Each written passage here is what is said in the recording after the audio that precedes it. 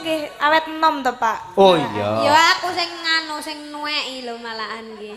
Mosok ngono. Wajahku boros. Sampeyan dulu ungkas kan nganu kan, apa jenenge semakin cantik. Lah aku 10 tangkas wis kaya ibuke sing kaya. Sapa? Mbak Tutik, Mbak Gisel. Kuwi cah loro omongan kaya ning angkringan model. Kan ya, nama saya Niken Salindri. Kediri punya bos. Sing duwe tahu sing Ngerti sih. Cah semono wis lah elok luar biasa tenan. Oke. Niki buka celuk nggih?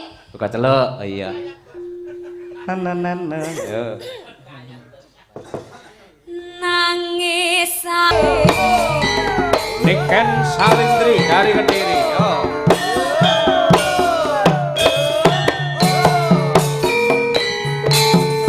Oh.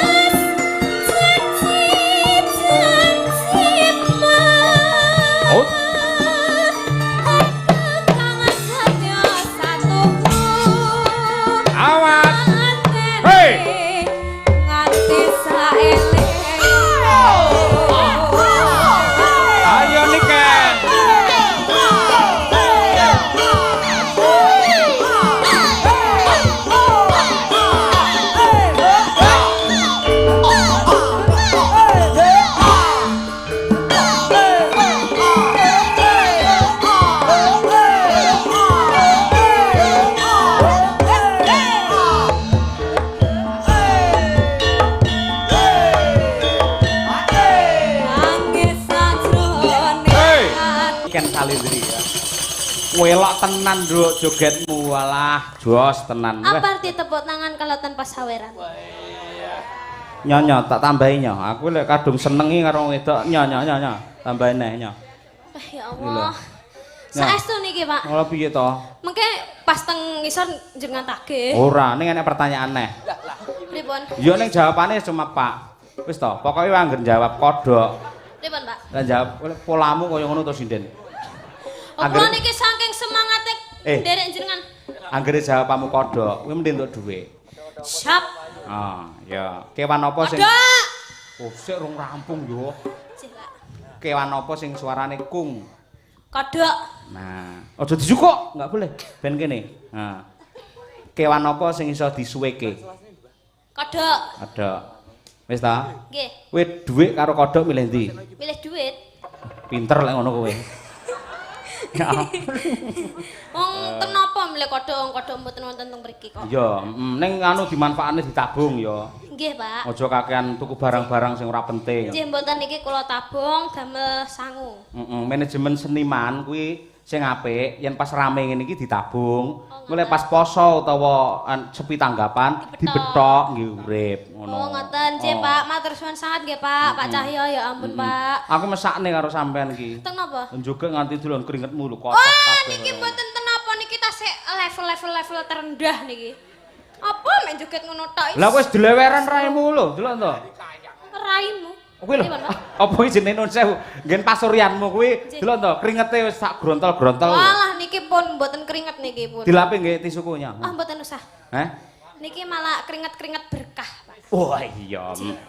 Pripun? Malih nggih, Pak nggih? Malih. Oh, boleh. Nggih, boleh. Level-level terendah ngono kuwi ndak. Kurang Kurang rampyak. Rampyak ora. Ukuran 120 ngono, Mas. Kecepatane. Kecepatan. Oh, lah tembangnya apa? Tembangnya monggo. Loh, iki mau ana pamundhut saka panyuwunan utawa pamundhut saka Bapak HR Joko Waluyo SH. Nggih. Ngersakake gubuk asmara lewung karo sesideman. Iki mau nek tindhe 200 tak kene kowe. Dadi iki mau dhuwit saweran, ora duwe dhuwit Oh, dhewe. ngoten nggih. Berarti niku kudu dipinangkani, Pak. Iya, ngono kuwi. Napa mawon wau kali janjine? Hah? Napa? Gubuk asmara liwung karo sesideman. Oh, nggih. Nah, karo Gubuk ibu-ibu asmara. nang mburi ngersake lungiting asmara. Oh, nggih. Apa sih wis bebas sampean? Gubuk asmara mawon nggih dijaranake. Sik SMP mosok nembang gubuk asmara. Lah napa sing sae napa? Pun manut jenengan mawon. Ora kok sampean apal jan gubuk asmara. Nggih, apal niku kan lagune Cina to asline, Pak. Kok iso lagu Cina? Yen li. Oh iya. Yen li aku keli ngono, Pak. Cina niku. Iku bau kai. Biyen apa Nah, iya. Li Cheng Sui. Li Cheng Sui Taiwan. Aja. Enggak boleh. Lah jenengan kan sing ngajari. Wonten En- Taiwan ngoten barang. Oh iya, Li Cheng Sui tegese taline kenceng men iso ndalangi suwi ngono lho. Taline iki lho ben kenceng ngono ya. Oh, ngoten. Oh, ngono kuwi. Tali Cheng Sui. Oh iya. Tali kenceng. Tali kenceng napa, Bang? Ben lek ndalang iso suwi. Iki lek dikencengi kan gampang luwe ngono kuwi. Siap. Heeh. Ya wah jan iki cah SMP kaya ngene. Ayo, Ayo, si SMP wis dolanan li. Ayo. Pripun? Ora kuwi mau lho. Yang liwat aku kelingan mau kok. Nggih. Lagu Cina. Oh iya. Yo lek ngono diaturake ya gubuk asmara. Diaturaken, nggih. Gitu. Gubuk asmara langsung niki, Pak. Langsung, oke. Sing luwih galak nah lho ya sampean. Sing luwih galak. Lek aku rung semaput aja mandek, Mas. Ya aja ngono. Lek nganti semaput iki rayan sing gawekne napas buatan lho. Yo, gubuk asmara Niken Salindri. Ya yuk. Sumangsa.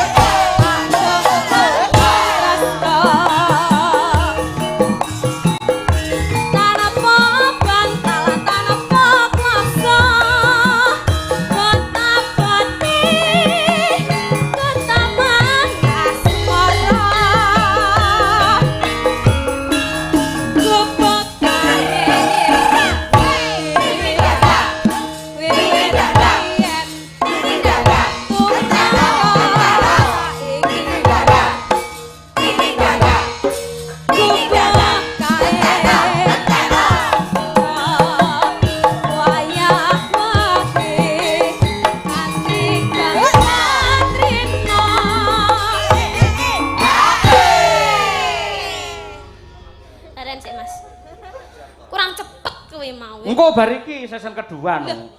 Niku season kedua dereng cepet niku. Urung sik pertama kok. Oh, nggih. Lha njaluk cepet wong keringet wis kaya ngono lho. Ah, niki pun biasa. Waduh. Iya. Catatan sakjane ati. Datang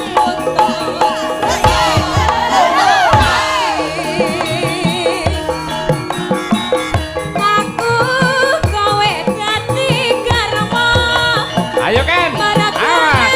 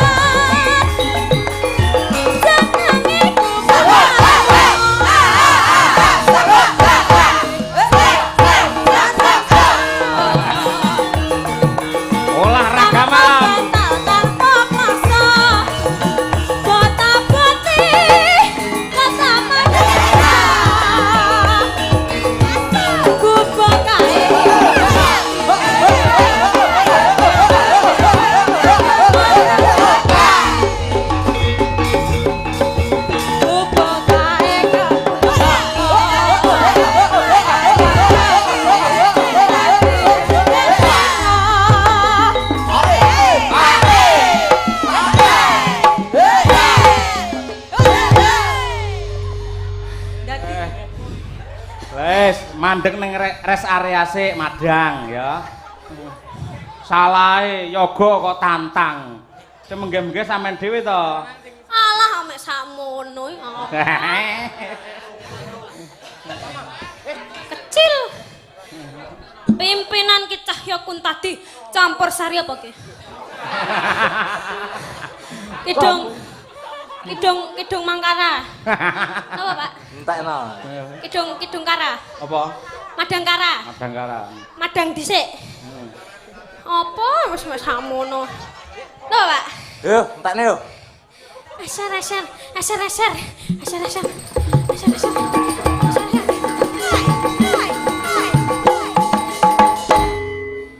Matur suwun, Pak. Matur suwun, Pak. Matur suwun, Pak.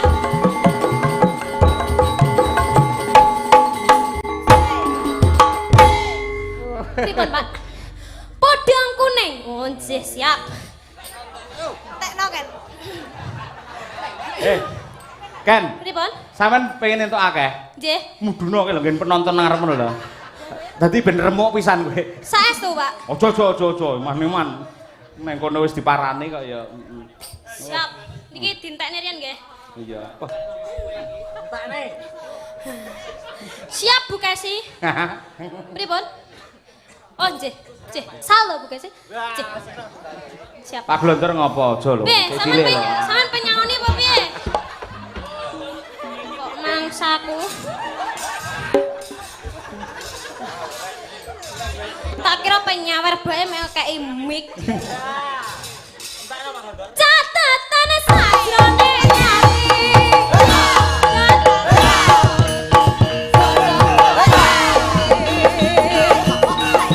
Aku kowe dadi garwa. Garwa lere nek gubeng. Ayo, karena.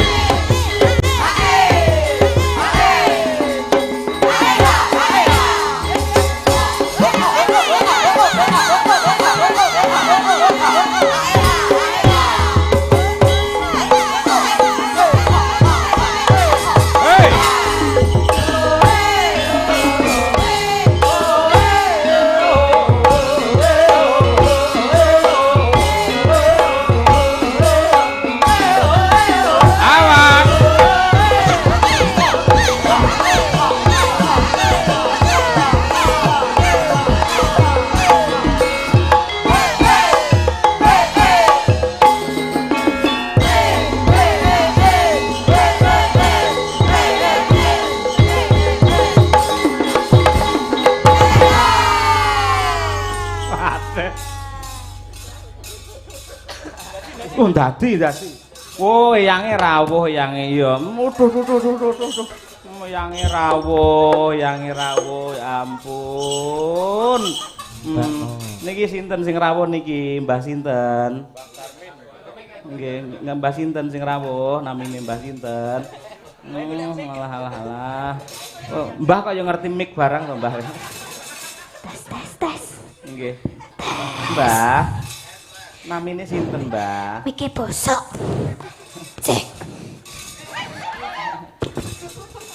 Niku sinten? Karo nika lho, karo Bu Suji nika lho di nika lho. Kudune digambu Ibu Suji mari pisan. Ayo. Nggih. Apa niki? Jenengan bareng asma Bu Suci. Nggih. Matur suwun Bu Suci. Lagi iki demit tak seneng dhuwit. Piye kuwi? Bu Suci. Mboten maringi malih. Weh, Nggih, sampun. Matur suwun Bu Suci. dermis ora. Kula matur suwun sangat. Nggih. Bismillahirrahmanirrahim. Bah! Oh, ya Allah Bu Suci. Jenengan teng napa niki wau teng mriki jenengan teng napa? Teng napa? Oh ningali kula. Jenengan katang kalih kula Bu. Oh, nggih ya ampun Bu Suci cantike. Ken. Kowe mung nyuwun dhuwit Bu Suci kelingan ra? Mau nyuwun dhuwit. Kula mboten nyuwun dhuwit tok. Hah? Kula mboten nyuwun dhuwit saestu. Ora. Dadi lek dina ya mau. Loh, nggih, mboten apa-apa. Loh, Lah niki wau Bu Suci. maringi Apa dhuwit maringi karo sampean. Oh, maringi. Mila. Hmm? Lah pundi dhuwite? Hah? Lho Sampun kok ta? tampa kok urusan mau kok. Wah. Oh niki saking panjenengan, Bu. Oh, Ya balekne. ampun, Bu. Ayo balekne. Kan wis sadar saiki, dibalekke. Ndang. Lah mengke timbilan Bu Suci. Malah tukane. Ya ampun Bu, matur suwun nggih Bu. Janjenengan kok cantik keram, cantik lahir batinnya. Semoga panjang umur, sehat selalu. Mugi-mugi saged nimbali kula malih. Nggih. Mboten usah wayangan, mboten napa-napa, penting kula mboten napa-napa, nggih. Nggih. Jenengan katut napa mboten? Kok sik Katut. kok ora wayangan rumangsamu lho. Lho, ampun nggih. Sampun Bu, nggih. Nggih. Nuwun pamit. Pamit teng pundi Bu? Oh, kula terus napa pripun? Oh, mboten. Griyane pundi niki? Oh, nggih. Oh, niku griyane jenengan ta, Bu? Ya ampun. Lah kula wae kok mboten teng mriku. Lah kowe nang sekolahan. Kula wae teng mobil kok nggih. Nggih, matur suwun nggih Bu nggih. Nggih, sehat selalu Nggih, Bu Suci. hati-hati Bu, nggih. Ya. Mboten supe dalane Bu. Nggih. Oh, nggih, mboten apa-apa. Nggih. Atas-atas Bu, atas-atas. Iya. Nggih. Hah? Lah kula tumet mengke sing nyanyi sinten? Ken iki Nyuwun Ken. pamundutan apa, Bu? Nyuwun pamundutan apa? Oh, mboten. Nggih, matur suwun nggih Bu atas-atas. Pripun Pak Dalang? Kowe aja kaya ngono harus nanggap. Tak plinteng lho suwi ora. Lah, lah teng Aku kan yo dadi rombongan malu isin ngono kuwi. Lah teng napa? Ya sing sopan mosok karo sing nanggap ngono kuwi. Lah sing sopan niku contone pripun? Contone Matur pripun? nuwun nggih Bu, panjenengan sampun paring rezeki dumateng kula. Mugi-mugi pikantuk piwales saking Gusti kang nyipta jagat alus ngono kuwi. Matur suwun nggih Bu nggih. Mugi-mugi panjenengan dipun paringi panjang umur. Pikantuk panelesan palih Gusti Allah Subhanahu wa taala. Kene kan. Kowe wis tau ngemut mercon bledos ning cangkem dhuwur ngono. Dereng nate. Nggih, aja sampe ngoten lho Aja Pak sampe Dalang. iya. Nggih. Elok semangatmu luar biasa. Alhamdulillah. Iya. Kula mboten disepoti. Wah, boleh. Ayo. Tukang. Ayo, coba kaya apa? Ayo. Apa terus? Tukang. Ayo. Muni tukang nganti mak ngik ngono. Ya cah, tukang ngormati Mbak Uun Febrian dari Dados.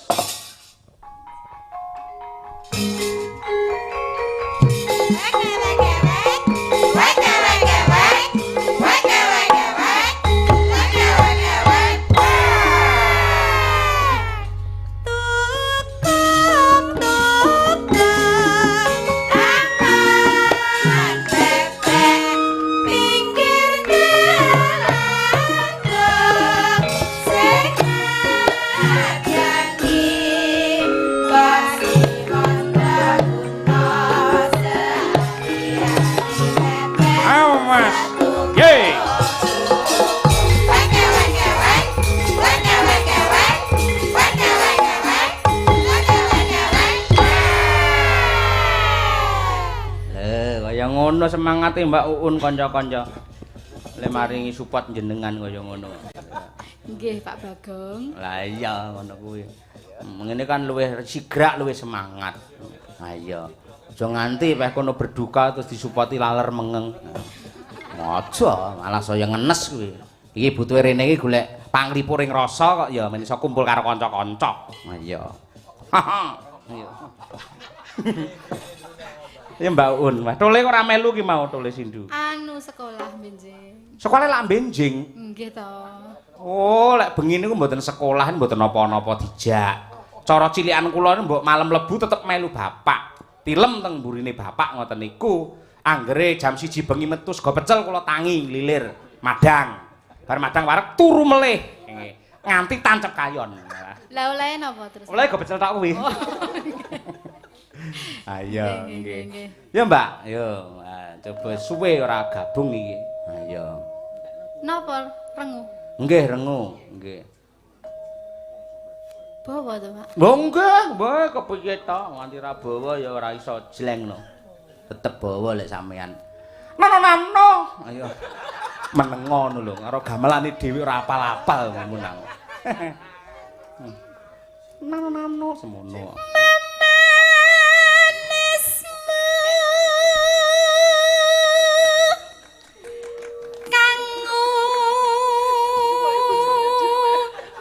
Sing ngeploki bojo kula dhewe. Lah, ora apa-apa nggo dolop ora apa-apa. Ora apik ngono. So lek Bukesi nyindani Prop Sarwanto ya aku. Iya. Iya, istriku itu.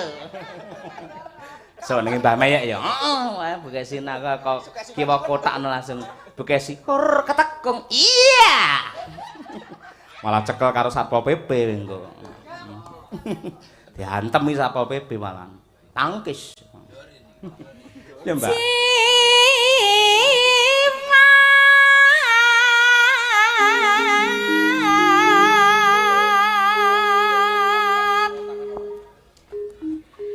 Agawe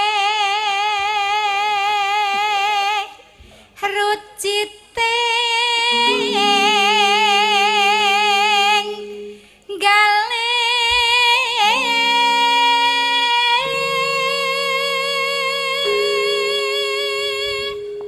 Menika wonten ing angkepareng WA nyuwun gending Tombowati kagem kanca-kanca saking Polsek sugeng mirsani ngantos goro-goro mangke saking Pak Lurah Bimong. Oh iya, matur nuwun Pak Lurah. Nggih. Nah, wingi sing mayang daleme Pak Lurah Mas Kangko ya. Ya ora apa-apa. Yo nelpon aku ning takon tok dhek. Wis ben ora apa-apa kaya. Ya Mbak.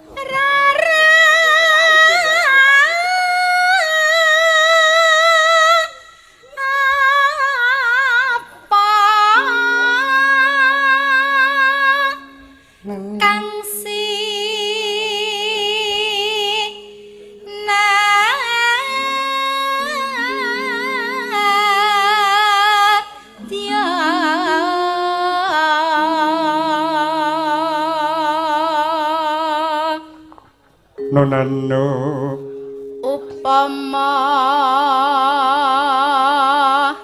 munduta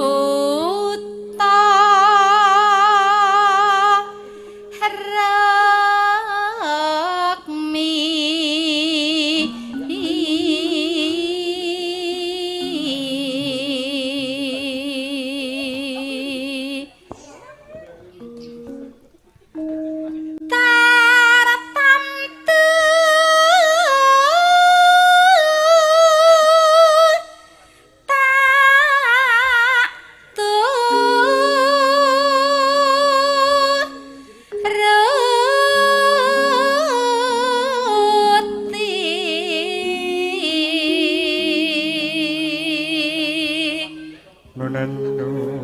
ibarat wong numpak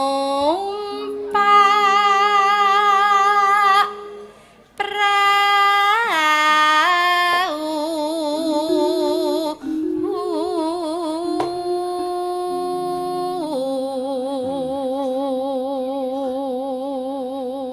Mbak Un apike kaya ngono suarane saiki nurun ning anake wedok. Wah, iki jenenge gandes. Lho, temenanan. Nek kaya melu pentas. Nyaut mike mboke. Ha iya, nek kiwane saut tengene saut mik telu cekel dhewe. Arep nyinden apa bakul mik ora? Padahal buke anteng lho Mas. Lek pas ngantuk antenge. Temenanan kok. Lumampah tanpa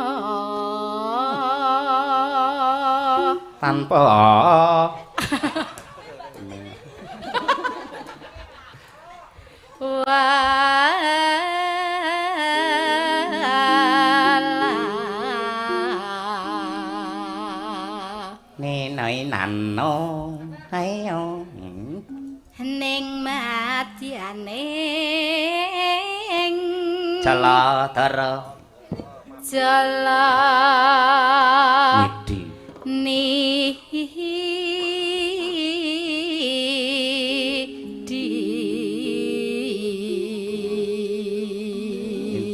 nadane merah hino iki amene temagonceng anggen jong neng pagulingan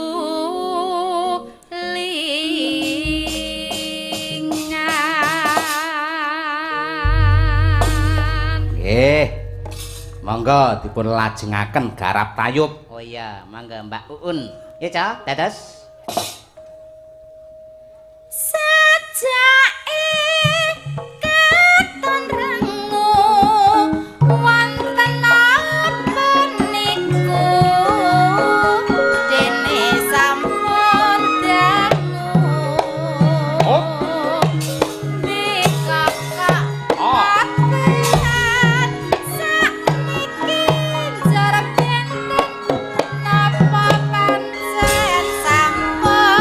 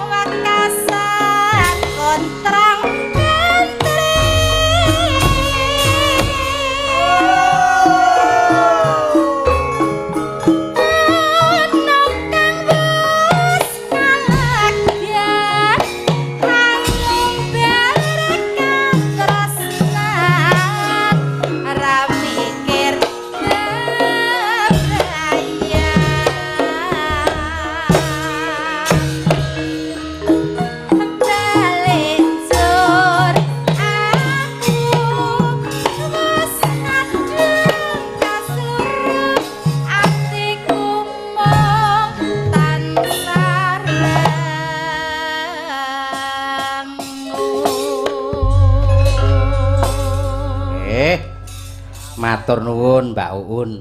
Yang ngene jenenge waranggana profesional ngono kuwi, Truk. Nembang apa wae sing klasik ya tetep berkarakter, sing kreasi, tayub ya tetep apa kuwi jenenge menjiwai. Ha iya, wis ngono kuwi. Angel regane larang yen ngono kuwi. Ayo. Yo saiki genduk salindri iki ya mesake. Sesuk ya sekolah nduk sampean.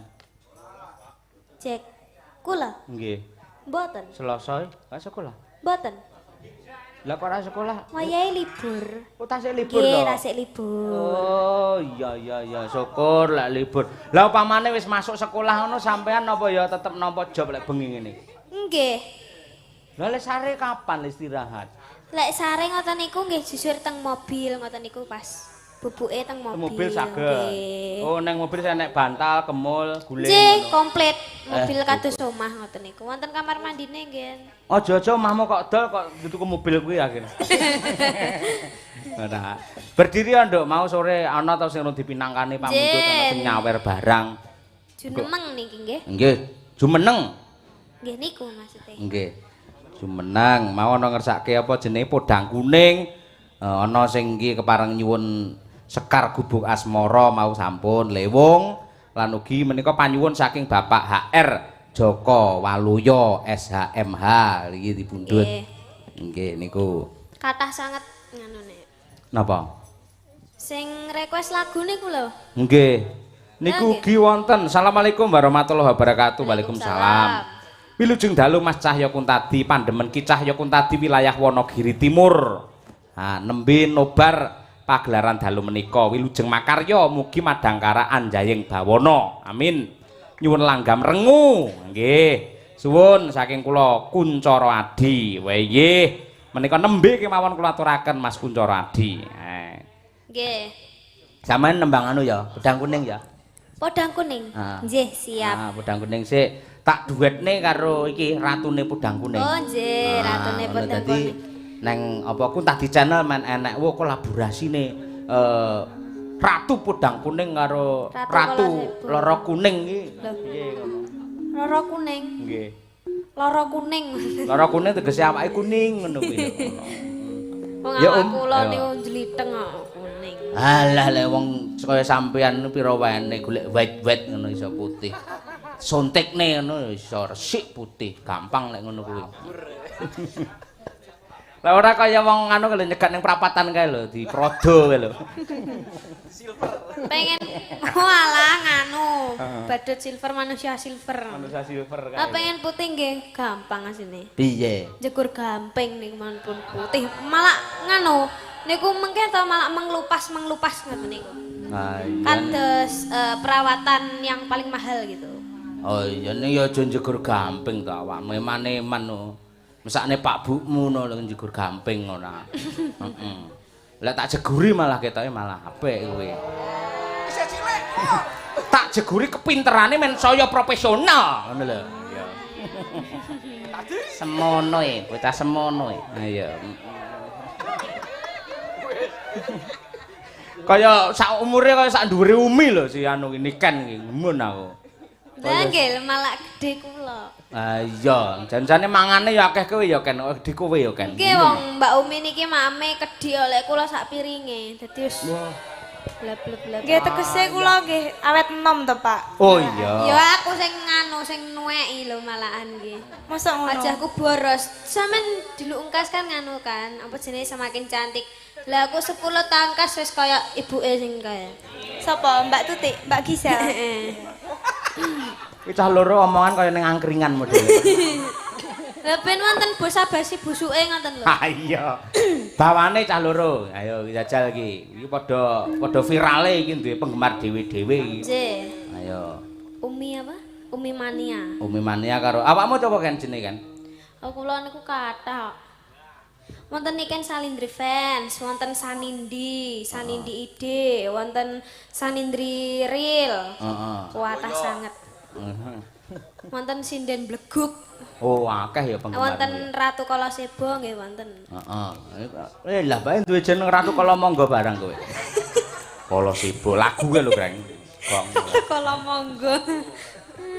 Atus ndek wingi kula napa jenenge maem niku lha kok lawe kala monggo. Lah ya ora apa-apa. Kalau Kala monggo- wanci monggo ki mlebu ya to. Wancine dileboni kowe. Ayo gek nembang gek nembang. Dileboni kawruh sindenan kang utama ngono. Ya. Yo. Yo. Nadyan Heeh. Nadyan nari bos kawure. Sinten riyen iki, Pak? Hah? Sinten Kese. riyen? Sut sik, sut. Sing menang dhisik. Walah. Sing menang dhisik. Jiro lu. Nah. Sik batu kertas gunting Ciro lho. ngono. Dalan satu.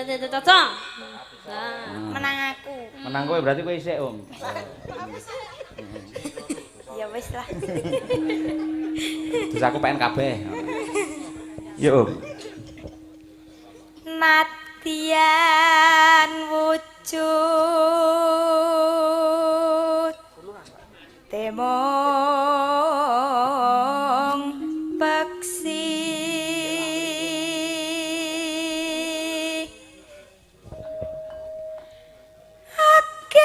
agawite lining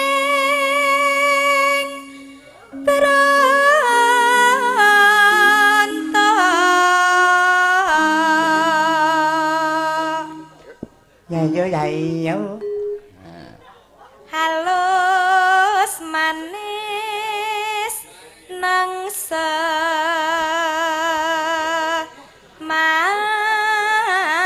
make loh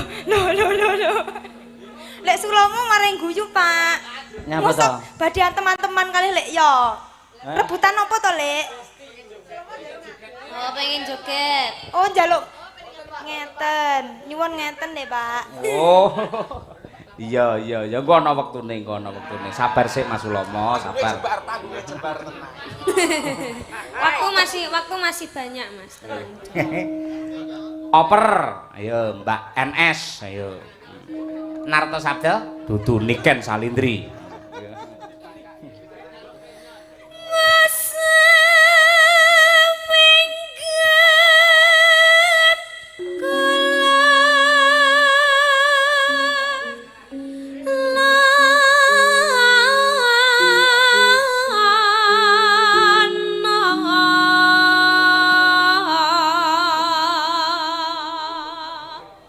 Nonano Goleki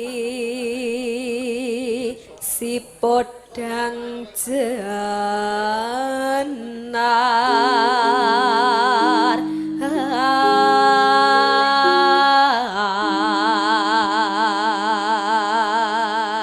Nduk, sampean ngerti yen Niken Salindri itu nama tokoh wayang wis prisa? Kula Nggih. dereng. Lho ngerti.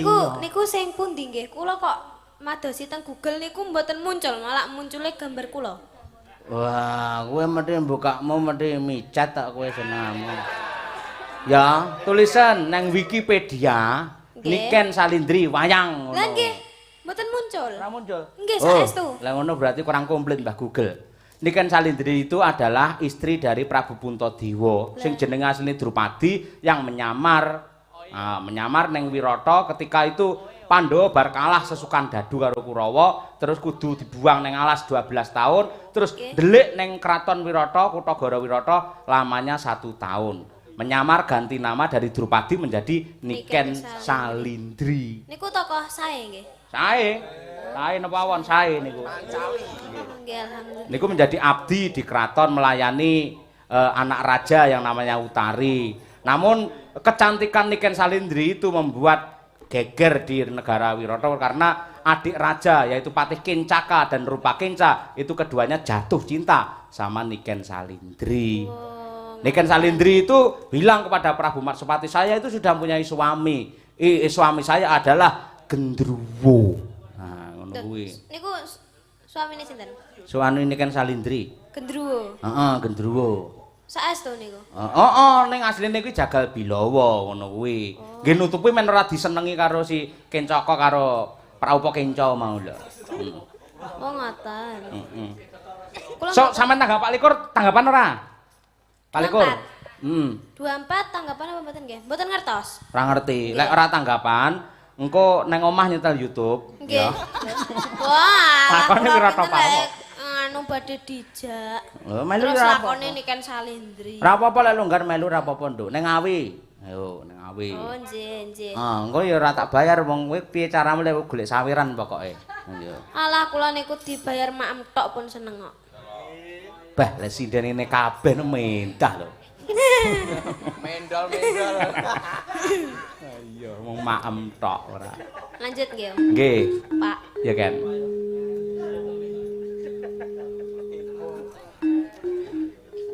Iba bunga ing atiku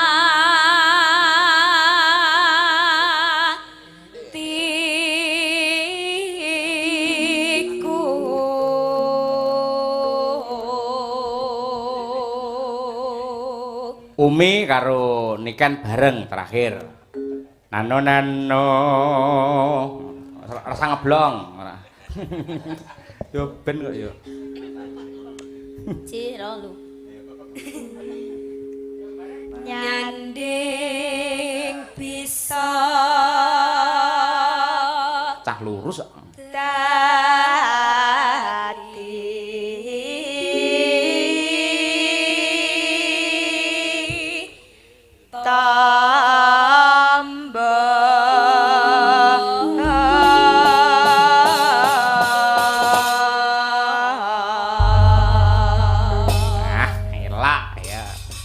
Ya diaturake langsung ndandut kemawon esuk sore.